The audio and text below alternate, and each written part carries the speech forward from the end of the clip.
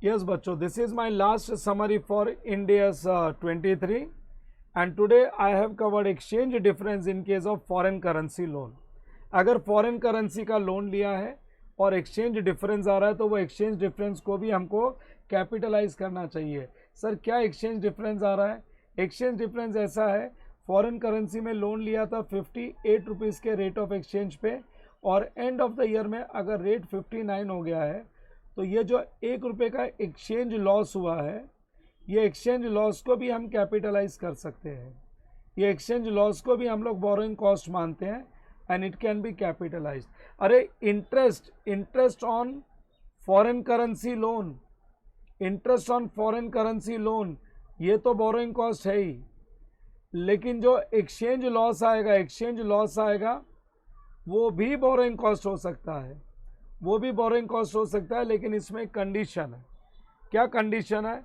अगर Indian bank से loan लिया होता तो क्या इंटरेस्ट पे करते? देखो मैंने एक एग्जांपल कवर किया है, ये एग्जांपल तुम्हारे लिए बहुत बेनिफिशियल है।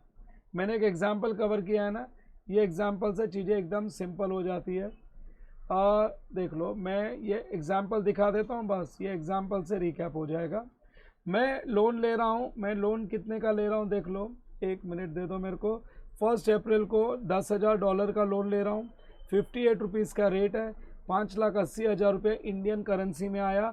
अगर इंडियन बैंक से लोन लिया होता 11% रेट ऑफ इंटरेस्ट पे तो 63,800 का इंटरेस्ट देते। ये मैक्सिमम इंटरेस्ट अलाउड है, इससे ज़्यादा कैपिटलाइज नहीं कर सकते। लेकिन मैं फॉरेन करेंसी में लोन लेने को गया ना तो मेरे को 5% रेट ऑफ इंटरेस्ट पे लोन मिल गया। तो देख लो $10,000 इंटू 5% रेट ऑफ इंटरेस्ट और एंड ऑफ द ईयर की रेट है 59 रुपीज़ है। तो देख लो $500 हो गया, 10,000 इंटू 5% इंटू 59 करेंगे ना तो 29,500 का इंटरेस्ट। ये तो पूरा कैपिटलाइज हो सकता है। लेकिन exchange difference end of the year में वो $10,000 जो 58 में लिया था, एंड ऑफ द ईयर में रेट हो गई 59, तो यहाँ पे मेरे फॉरेन करेंसी लोन की लाइबिलिटी 10,000 रुपये से बढ़ गई।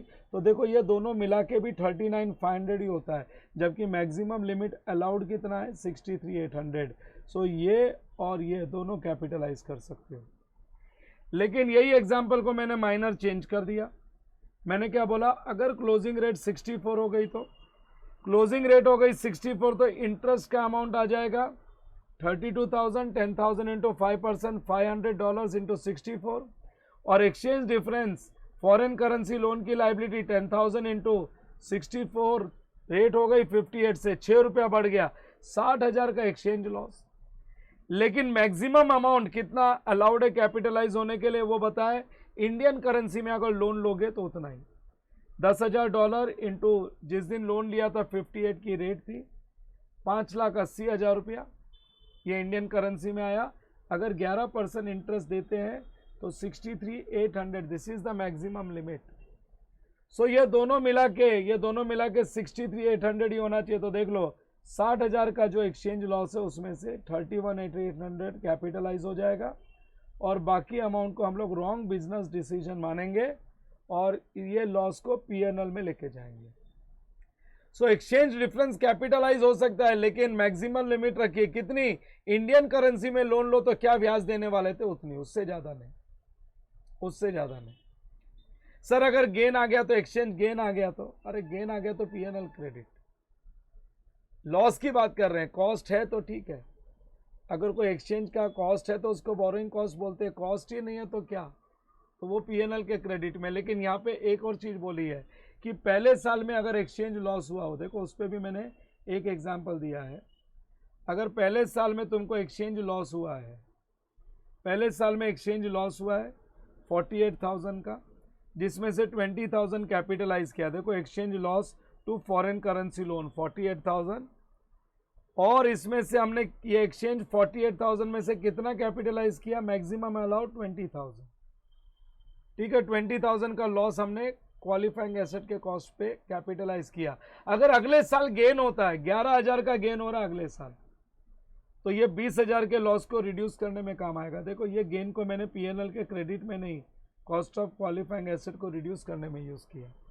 तो 20,000 में से 11,000 रिड्यूस हो गया, और अगले साल 19,000 का गेन हुआ, अरे 20,000 में से 11,000 तो इधर रिड्यूस हो गया, और 9,000 का मैं रिवर्स करने में यूज़ कर सकता हूँ। Exchange gain to cost of qualifying asset, देख लो रिड्यूस हो गया, कॉस्ट ऑफ क्वालिफाइंग एसेट 9,000 से, और बाकी जो गेन है वो चला गया पीएनएल में। तो एक्सचेंज गेन अगर फर्स्ट ईयर में आया तो पूरा पीएनएल क्रेडिट, लेकिन फर्स्ट ईयर में एक्सचेंज लॉस से अगर cost of qualifying asset increase हुआ है, तो अगर सब्सिक्वेंट ईयर में गेन आता है तो जितने लॉस को कैपिटलाइज किया उसको रिवर्स कर सकते हैं, और एक बार पूरा लॉस रिवर्स हो गया तो वो फिर पूरा गेन चला जाएगा, उसके बाद का गेन चला जाएगा पीएनएल के क्रेडिट में। यहाँ तक सारे कॉन्सेप्ट्स कवर होते हैं। डिस्क्लोजर रिक्वायरमेंट्स वगैरह मैंने मेरे नोट्स में दे दिया है, ठीक है ना। और एक हाइपर इन्फ्लेशनरी के बारे में बोला था, श्रीलंका में हाइपर इन्फ्लेशन चालू है। अगर कंट्री की इकोनॉमिक क्राइसिस है, फाइनेंशियल क्राइसिस है, कंपनी अगर कोई भी कंट्री अगर क्राइसिस में चल रही है ना कंट्री, तो वहाँ पे रेट ऑफ इंटरेस्ट भी हाई होता है, 32% इंटरेस्ट रेट। तुम बोलोगे सर लोन लिया है तो 32% इंटरेस्ट कैपिटलाइज करेंगे? नहीं, इन्फ्लेशनरी कंडीशन में नॉर्मल अगर इन्फ्लेशन नहीं होता तो नॉर्मल इंटरेस्ट कितना होता? मैं बोलता हूँ 16%। तो नॉर्मल इंटरेस्ट रेट से इंटरेस्ट को कैपिटलाइज कर लो क्वालिफाइंग एसेट में, और जो एक्स्ट्रा इंटरेस्ट रेट है इन्फ्लेशनरी रेट, वो लॉस है, वो पीएनएल में जाएगा। So with this my topic gets over. आगे के लेक्चर में भी समरी लेक्चर्स बनाते रहूँगा, रिफर करते रहूँगा। चलो बाय बाय।